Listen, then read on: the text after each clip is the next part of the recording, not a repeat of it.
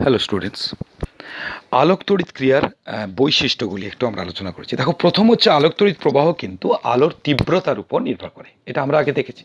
অর্থাৎ আলোক তড়িৎ প্রবাহ যদি ধরো এটাকে তীব্রতা তীব্রতা হয়, তাহলে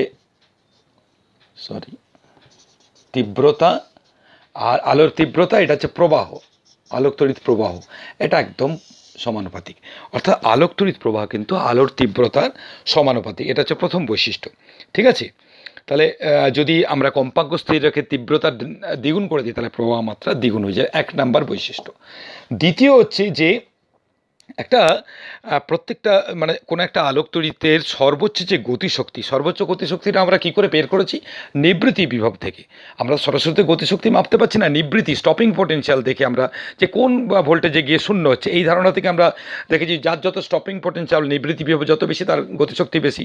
তাহলে এই গতিশক্তি, যে আলোর যে সর্বোচ্চ গতিশক্তি, অর্থাৎ কাইনেটিক এনার্জি, যে কে কাইনেটিক এনার্জি ম্যাক্সিমাম, আর এটা হচ্ছে কম্পাঙ্ক। এই কম্পাঙ্কের কিন্তু সমানুপাতিক। অর্থাৎ একটা ধাতুর ক্ষেত্রে যদি এরকম হয়, এ ধাতু মনে করো, বি ধাতুর ক্ষেত্রে এরকম, লক্ষ্য করে দেখো সমানুপাতিক। কিন্তু একটা খুব ইন্টারেস্টিং ঘটনা দেখো, যে এই যে কম্পাঙ্ক শূন্য থেকে এখানে কিন্তু কোনো কিছু পাচ্ছি না। একটা নির্দিষ্ট কম্পাঙ্কে গিয়ে তবেই কিন্তু গতিশক্তি পাচ্ছি ইলেকট্রনের। তার মানে কি দেখলাম? যে একটা ন্যূনতম কম্পাঙ্ক না থাকলে কিন্তু ইলেকট্রন বেরোবে না। অর্থাৎ এটাকে বলছি আমরা সূচনা কম্পাঙ্ক। ন্যাচারালি দেখো, এ ধাতুর ক্ষেত্রে সূচনা কম্পাঙ্কের থেকে বি ধাতুর ক্ষেত্রে সূচনা কম্পাঙ্ক আরও বেশি, সি ধাতুর ক্ষেত্রে সূচনা কম্পাঙ্ক আরও বেশি। তাহলে আপতিত নির্গত যে আলোক, যে ইলেকট্রন, তার সর্বোচ্চ যে গতিশক্তি, সেটা কিন্তু তার কম্পাঙ্কের সমানুপাতিক, এবং একটা ন্যূনতম কম্পাঙ্ক না থাকলে কিন্তু আলোক তড়িৎ ক্রিয়া ঘটবে না। আর এই যদি দেখা যায় যে তীব্রতার সঙ্গে কীরকম সম্পর্ক আলোক তড়িৎ ক্রিয়ার, তীব্রতা, আলো তীব্রতার সঙ্গে সম্পর্কটা কীরকম দেখো। তীব্রতা, এটা হচ্ছে কাইনেটিক এনার্জি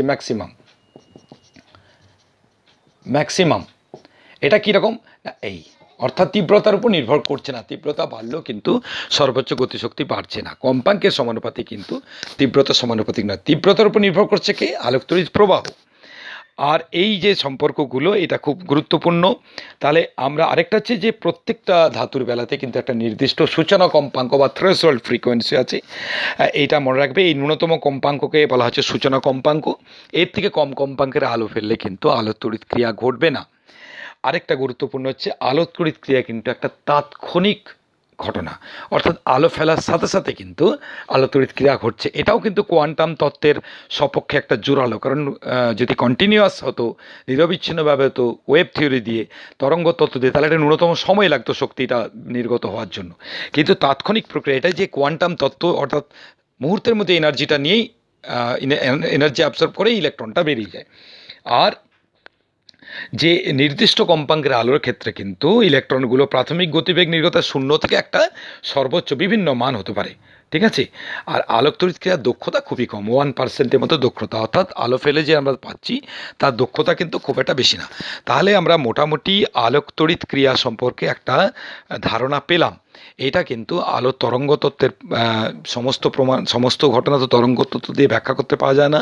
এখান থেকে আমরা চলে এলাম কোয়ান্টাম তত্ত্বে, এবং কোয়ান্টাম তত্ত্ব থেকে আমরা এই কোয়ান্টাম তত্ত্বের সাহায্যে আমরা আলোক তড়িৎ ক্রিয়ার ঘটনাগুলো আস্তে আস্তে ব্যাখ্যা করব। এই এই কোয়ান্টাম তত্ত্বের এই ব্যর্থতাগুলো আমরা একটু জেনে নিই। দেখো, তাহলে আলোক তড়িৎ ক্রিয়া মানে প্রাচীন তত্ত্বের, মানে প্রাচীন তরঙ্গ তত্ত্বের ব্যর্থতাগুলো আমরা জেনে নিই, এবং কোয়ান্টাম তত্ত্ব দিয়ে কীভাবে আমরা সেটা ব্যাখ্যা করলাম। তাহলে দেখো, যে শক্তি যখন ধাতব পৃষ্ঠ থেকে ইলেকট্রন যখন নির্গত হচ্ছে, যে এটা দেখা যায়, যদি এটা প্রাচীন তত্ত্ব দিয়ে ব্যাখ্যা করি, তাহলে কিন্তু যে কোনো কম্পাঙ্কের আলোর জন্যও কিন্তু তার একটা শক্তি থাকে। তাহলে সেই শক্তি সংগ্রহ করে তার তো বেরিয়ে যাওয়ার কথা।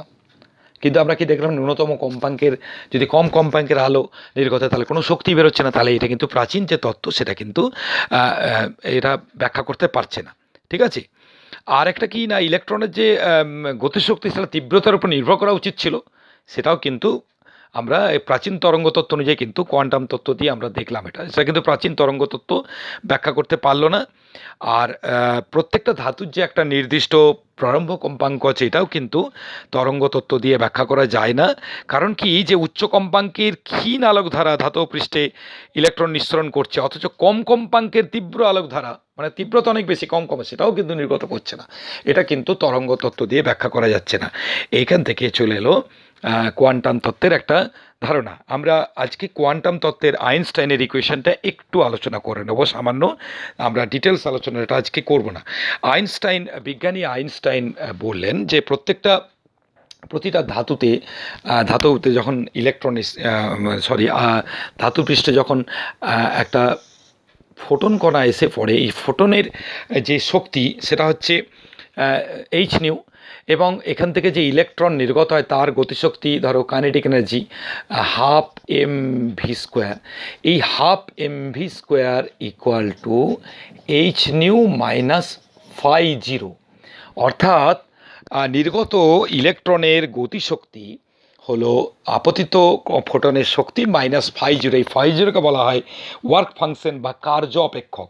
তাহলে এইটি হচ্ছে বিজ্ঞানী আইনস্টাইনের আলোক তড়িৎ সমীকরণ। ফাই জিরোটা কি না, ফাই জিরো এই ইলেকট্রনগুলোকে ধাতু পৃষ্ঠের বন্ধন থেকে মুক্ত করতে যে শক্তির প্রয়োজন হয়, ঠিক আছে। তাহলে এই ফাই জিরোটা মাইনাস হওয়ার পর যে অতিরিক্ত মানে যেটুকু শক্তি থেকে যাচ্ছে সেই শক্তি কিন্তু ইলেকট্রন নিঃসরণ ঘটাচ্ছে।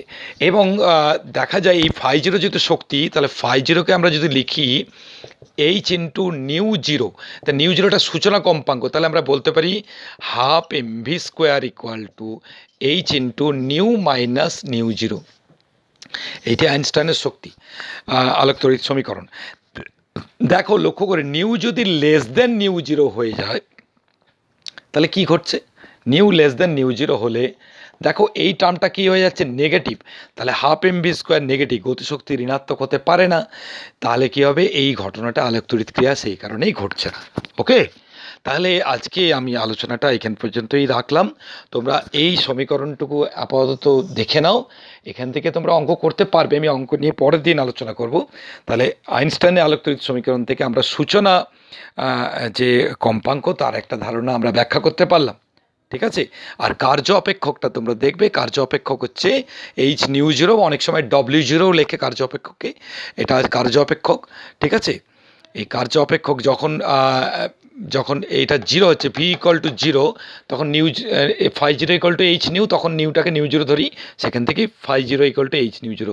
নিউ জিরো হচ্ছে সূচনা কম্পাঙ্ক, ঠিক আছে। ওকে, তোমরা একটু ভালো করে একটু দেখে নিও, আমি কয়েকটা প্রশ্ন দিয়ে দিচ্ছি, তোমরা একটু এটা ভালো মন দিয়ে পড়বে।